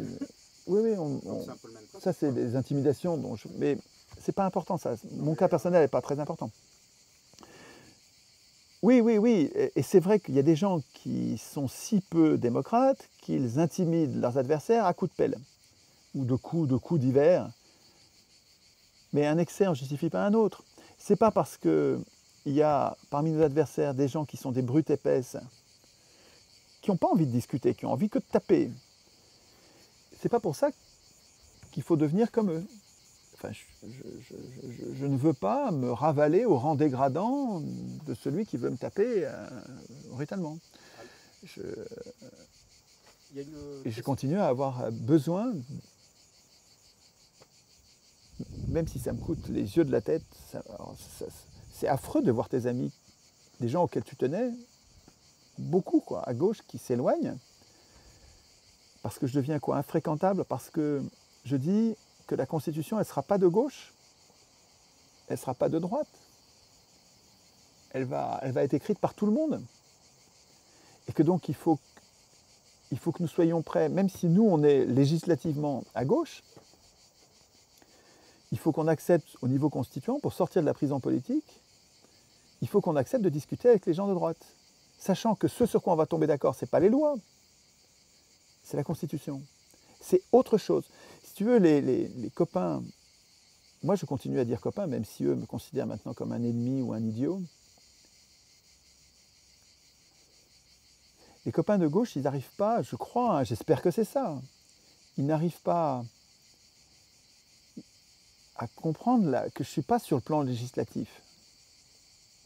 Et que sur le plan constituant, on est sur un dénominateur commun. On est sur un plus petit dénominateur commun, enfin le plus grand des dénominateurs communs possibles pour faire société. Faire société, ça veut dire qu'on va vivre ensemble. Et les gens, les copains de gauche, là, ils peuvent dire ce qu'ils veulent. Ils sont de gauche, d'extrême gauche radicale, et pourtant ils vivent à côté de gens qui sont d'extrême droite. Et ils vivent avec. Et ils ne les tuent pas. Donc, pourquoi on fait ce foin quand c'est moi? Et parce que j'accepte de leur parler? Je ne les considère pas comme des sous-hommes, les gens de droite. Même les affreux, hein. Même les affreux capitalistes, hein. Même les salauds de Bhopal. Tu vois les actionnaires, les patrons d'Union Carbide, l'entreprise qui a, pour des sordides raisons de rentabilité, négligé les uns après les autres les processus de sécurité dans une usine chimique en Inde, à Bhopal. Bhopal, c'est le nom d'une ville. Jusqu'à ce que ça explose et que ça... C'est pas que ça tue, ça a tué plein de gens, mais ça a martyrisé les autres, ça les a empoisonnés, Et ces mecs-là avaient aucun remords, ils disaient c'est comme des fourmis. Ah, on les embêtait, on leur faisait des procès, il était question d'indemniser les victimes. Ils ne voulaient pas en entendre parler, c'est des salauds, quoi. Hein. Mais même ceux-là, on peut être capable de leur parler. Il faut leur retirer le pouvoir. Hein. Je fais tout pour leur retirer le pouvoir. Mais précisément, ma bagarre contre l'élection, le faux suffrage universel qui consiste à désigner des maîtres au lieu de voter les lois, ma bagarre contre l'élection, elle va leur retirer le pouvoir à ces salauds-là. Mais ça ne m'empêche pas de leur parler. Ceci dit, je ne perds pas mon temps à aller parler à ceux qui ont le pouvoir et qui l'exercent contre l'humanité. Puis en plus, l'occasion ne m'est pas donnée. Mais je ne vois même pas ce que je ferais de l'occasion. Ce n'est pas ces gens-là qui m'intéressent. Ce qui m'intéresse, c'est ceux des pauvres, comme un des mortels, les 99%, qui les défendent, qui défendent les affreux. Alors ça, par contre, ça me paraît possible de les convaincre que c'est une mauvaise idée de défendre les affreux. Et pour ça, il faut aller leur parler. T'es sûr qu'ils défendent les affreux? Ah, je pense qu'il y a, dans les gens de droite, il y a des gens qui défendent la libre entreprise au point de laisser les affreux faire ce qu'ils veulent. Oui. Et c'est scandaleux. Enfin, c'est scandaleux. C'est vraiment, ça mérite des discussions. Et moi, j'ai juste une petite question encore sur un aspect un petit peu plus philosophique. Comment toi, dans ta démarche un peu personnelle, dans ta façon de penser, tu en es arrivé à te dire, ben voilà, je vais aller discuter avec tout le monde. C'est pas moi qui suis allé discuter avec tout le monde. C'est quand ils sont venus que ça m'a intéressé de le faire et que je l'ai fait. Tu as eu une opportunité, quoi, en fait. Oui, voilà. Parce que ça vient tout le temps, les opportunités. Parce qu'en fait, les gens de droite, j'ai l'impression, sont beaucoup moins sectaires que les gens de gauche. Les gens de droite n'arrêtent pas d'essayer de tendre leur micro aux gens de gauche. Et les gens de gauche, enfin pas moi justement, je ne respecte pas ces codes-là, mais les gens de gauche, dès qu'ils repèrent que c'est quelqu'un de droite, hop, ils se taisent, ils ne veulent pas parler pour un média de droite. Je ne sais pas ce qui fait ce sectarisme à gauche et qu'est-ce qui fait ce moindre sectarisme à droite. Comme si, c'est un peu comme si, je ne sais pas si c'est ça l'explication, c'est peut-être autre chose, comme si les gens de gauche étaient moins sûrs d'eux que les gens de droite. Les gens de droite, on dirait qu'ils pourraient discuter avec n'importe qui, ils n'ont pas peur. Ils peuvent même parler sur un média de gauche, un média de droite, ils s'en foutent, ils parlent, ils n'ont pas peur. Ils n'ont pas honte d'aller défendre leur point de vue sur un média de gauche. Alors que les gens de gauche, je ne sais pas ce que c'est que je comprends pas. Moi, j'ai pas cette aversion-là des médias de droite. Les idées démocratiques que je défends, atelier constituant populaire, monnaie publique, sous contrôle citoyen, autogestion, fédération de communes libres, tout ça, c'est la gauche radicale, quoi. Hein. Fédération de communes libres, tu vas avoir du mal à trouver quelque chose de plus gauchiste que ça, quoi. Hein. Avec collectivisation des moyens de production, à la Friot, quoi. Hein. J'ai beau être sur ces positions-là, pourquoi j'irais pas en parler sur un média de droite? il y a de droite, oui, voilà. Et puis, donnez-moi la contradiction, ça m'intéresse de voir en quoi je me trompe. On va voir. Mais est-ce que tu crois qu'ils ne sont tout simplement pas démocrates, quoi? Ah oui, oui, ça c'est certain. Je sens bien qu'à gauche, mais à droite non plus. Hein. Oui, non, Mais il y a plein de gens à gauche qui ne sont pas démocrates du tout. Il y a très peu de démocrates sur Terre, en fait. dans ceux qui ont le pouvoir, surtout. Non, non, non, même dans l'opposition. Oui, non, mais je veux dire dans ceux qui sont dans le système. Parce qu'il y a quand même. Tu disais, on ne va pas interdire les partis politiques et tout ça, mais on pourrait déjà interdire que ça soit financé par de l'argent public. Il y a quand même la question de l'argent. Là, par exemple, tu vois, pour les élections européennes. Pourquoi tu veux empêcher que ce soit financé par le public? Quand tu finances par public, tu rends les mouvements indépendants du privé. C'est plutôt une bonne idée, non? De financer de façon publique et d'interdire les financements privés. Donc de limiter le financement au financement public de façon à ce que tout soit financé de la même manière. Peut-être que je me trompe, hein, mais ça me paraît une bonne idée. Qu'est-ce qui te paraît problématique là-dedans? Là, aujourd'hui, par exemple, là, on va approcher des européennes. À gauche, on va avoir 5 listes, parce que des partis sont en compétition. Oui. Et en même temps, le Front National, on lui a fait une saisie de 2 millions d'euros pour lui empêcher de faire campagne pour les. Donc il y a quand même plus qu'une partie politique, il y a quand même une grosse partie d'argent. Oui, mais ça c'est conjoncturel. Ce dont tu me parles, c'est une péripétie. On n'est pas dans les structures. Je ne connais pas le sujet là. J'ai vu passer cette histoire sur le Front National, mais je ne sais pas quels sont les tenants et les aboutissants. Mais on est plus sur le même registre que ceux sur lequel on était. Sur le plan des structures, des procédures, est-ce que c'est bon ou pas de financer de façon publique les partis, les journaux?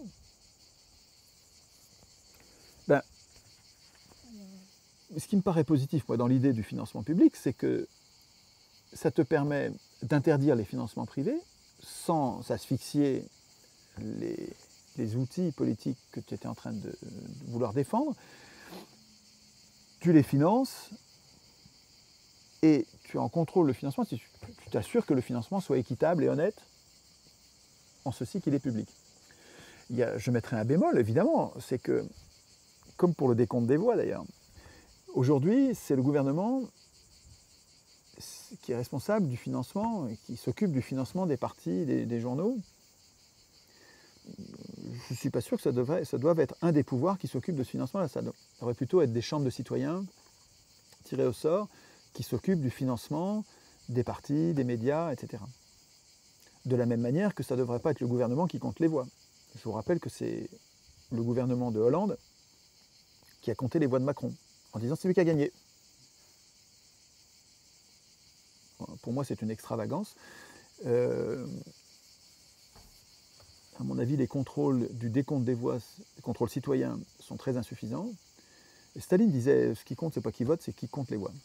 Ce qui compte, disait Staline, c'est celui qui compte les voix. C'est lui qui est important. Et c'est pas bien que ce soit le gouvernement qui puisse compter les voix des opposants. C'est pas bien que ce soit le gouvernement qui puisse faire ça. Il devrait y avoir une chambre citoyenne tirée au sort et qui s'occupe de ça. Certainement. Et donc, je ne sais pas pourquoi tu disais que ça te paraissait problématique que le financement... Non, pas spécialement sur l'argent public, mais la question du financement fait que les orientations stratégiques de partis se font en fonction de ça. Parce que ceux qui vont être élus, donc c'est-à-dire ceux qui vont se présenter en tête de liste, etc., qui seront élus, rapporteront de l'argent au parti. Moi, je sais, je l'ai vécu, j'ai vécu ça, moi. Oui. Et 2,40 € par voix aux législatives. Donc ça fait vite des millions d'euros aux législatives. Oui.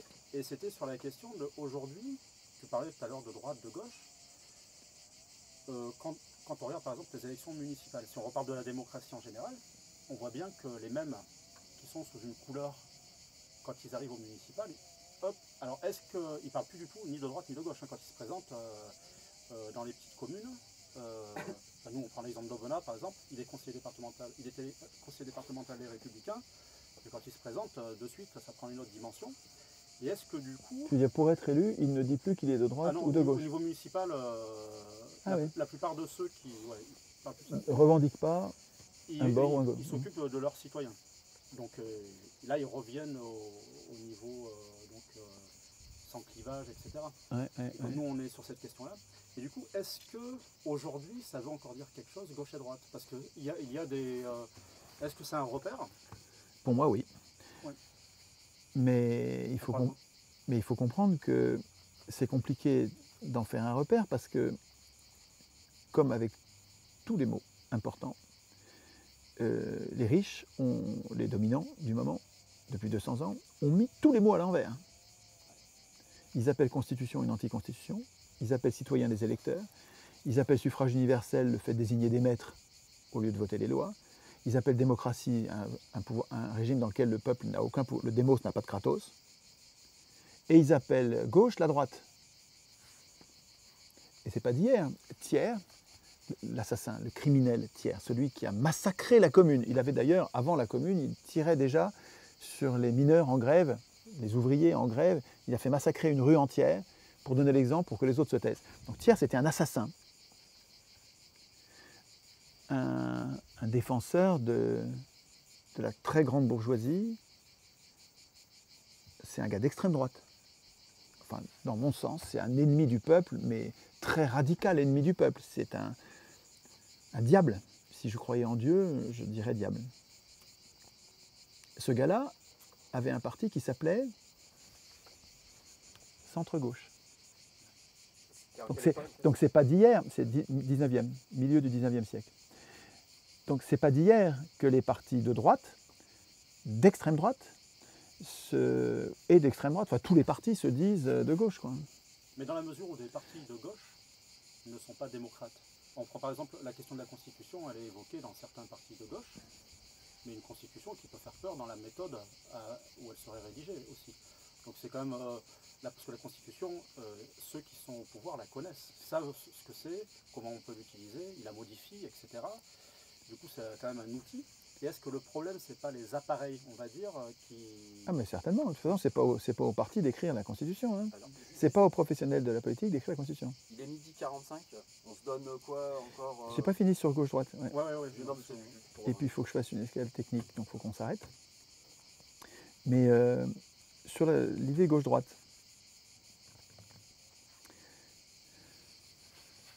le mot gauche a été mis à l'envers depuis 200 ans, 150 ans. Le mot gauche a été mis à l'envers, c'est-à-dire qu'on appelle gauche des gens de droite. Ça complique. Alors ça amène les gens à se dire gauche-droite, ça ne veut plus rien dire. Je ne suis pas d'accord du tout. De la même manière que démocratie désigne un régime dans lequel le démos n'a aucun kratos. Ça veut dire que démocratie ne veut plus rien dire. Mais non, non, ça ne veut pas dire ça. Démocratie veut toujours dire quelque chose. Simplement, il faut contester le mésusage, le mauvais usage des mots, et refuser d'appeler gauche qui est droite, c'est tout. Mais la gauche, ça a toujours un sens. Simplement, la plupart des gens qui se disent de gauche ne le sont pas. La plupart des gens qui se disent de gauche ne le sont pas. Pour moi, le mot gauche-droite a tout à fait un sens. Hein. Avec le vocabulaire d'aujourd'hui, la gauche défendrait l'intérêt des 99%, l'intérêt général. L'intérêt général. Et la droite défend l'intérêt des 1%, l'intérêt des privilégiés, pour dominer les 99% et les faire travailler à sa place. C'est ça la droite. Et alors aujourd'hui, il y a des gens qui se disent de droite, des prolos, qui se disent de droite parce qu'ils sont contre l'afflux des étrangers, ils sont contre l'avortement, ils sont chrétiens. J'en oublie, ils sont nationalistes, ils sont contre l'Union européenne. Et ces gens, ils se disent de droite, mais ce n'est pas des idées de droite tout ça. Hein.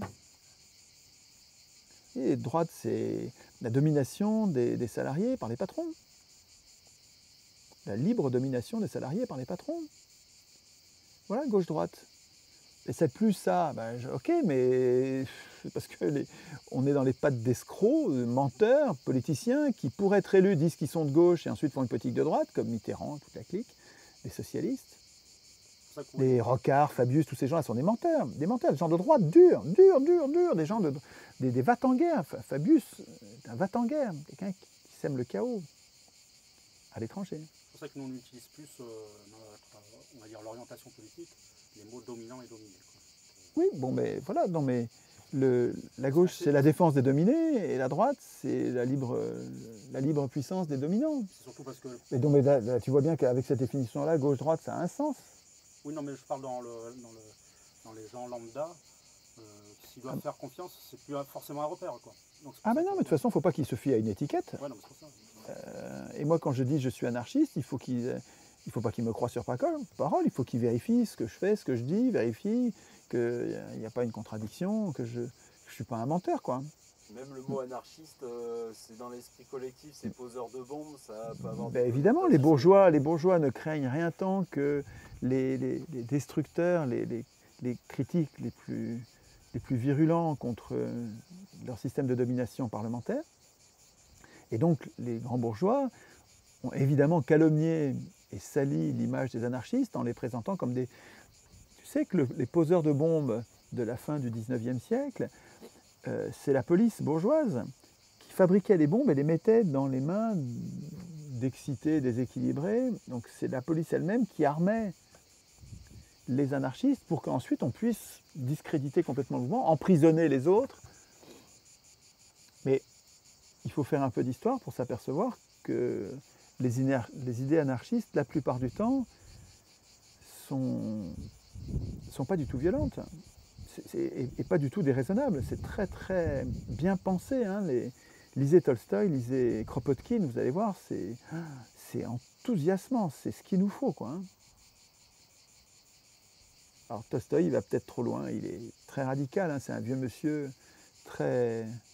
Je ne connaissais pas du tout Tolstoï anarchiste, j'ai découvert ça avec Guillemin. Il y a une série de, je ne sais plus si c'est 12 ou 15 conférences d'une demi-heure de Guillemin sur Tolstoï. C'est magnifique, j'ai écouté ça plusieurs fois, la série plusieurs fois. Je ne savais pas ça. Bon, je ne vais pas ouvrir une parenthèse sur Tolstoï. Enfin, Tolstoï a été un grand écrivain bourgeois, il était noble, il avait... je ne sais plus combien, 100, peut-être plusieurs centaines de paysans qui travaillaient pour lui. Il était très riche, il était très connu, il était très riche par ses écrits, il était mondialement connu pour ses romans. C'était le premier écrivain russe qui parlait du peuple sans le mépriser. Et ça, les gens aimaient beaucoup, donc les gens le lisaient avec plaisir, c'était un grand écrivain. Et vers la cinquantaine, c'est souvent vers la cinquantaine que ça se passe, hein. Ça s'est passé comme ça pour Victor Hugo, pour Rousseau, pour Tolstoï et pour d'autres. Vers la cinquantaine, ça lui a pris, il est devenu anard. Il voulait tout donner à ses paysans, il s'est mis à vivre avec eux, et eux se méfiaient de lui, parce qu'ils avaient une méfiance de classe, parce qu'ils étaient tout le temps martyrisés par les riches depuis toujours. Donc un riche qui vient avec eux pour apprendre à labourer, traire, faire des chaussures, fabriquer les objets de tous les jours, et qui voulait tout leur donner, il se méfiait de lui. Il n'a jamais réussi à obtenir, je crois, vraiment leur confiance. C'était un crève-cœur pour lui. Mais c'est très, très émouvant. Ce que Guillemin nous apprend de lui est très, très utile. C'était un type formidable. Et alors, on s'aperçoit qu'il avait, je crois qu'il a écrit 90 bouquins. Donc, il y a 90 bouquins, ça ne tient pas dans cette largeur. Donc, tous les livres qu'il a écrits en russe de sa vie. Et en français, on a peut-être... Bon, il y a les trois grands romans qui sont traduits, évidemment. Mais dans le reste, dans tous ces pamphlets politiques anarchistes, il y a... Ben moi, j'ai 4 ou 5 petits bouquins traduits, il n'y en a pas assez, hein, il n'est pas traduit. Et Guillemin, c'est un chemin de découverte. Écoutez ce que Guillemin écrit sur Rousseau. Je cherche des livres audio. Alors, mais en fait, c'est des conférences. Il a écrit 60 bouquins, là-haut, presque tous les bouquins de Guillemin, mais il les parlait, et c'est scotchant. Il est scotchant. Tu écoutes, tout de suite, tu sens que c'est quelqu'un qui te veut du bien, et qui est honnête, et qui va t'expliquer, incroyablement savant, et qui va t'expliquer des trucs super importants. La série de Guillemin sur Napoléon, ça remue, hein. Et la série de Guillemin sur la Commune de Paris, plus belle. Hein.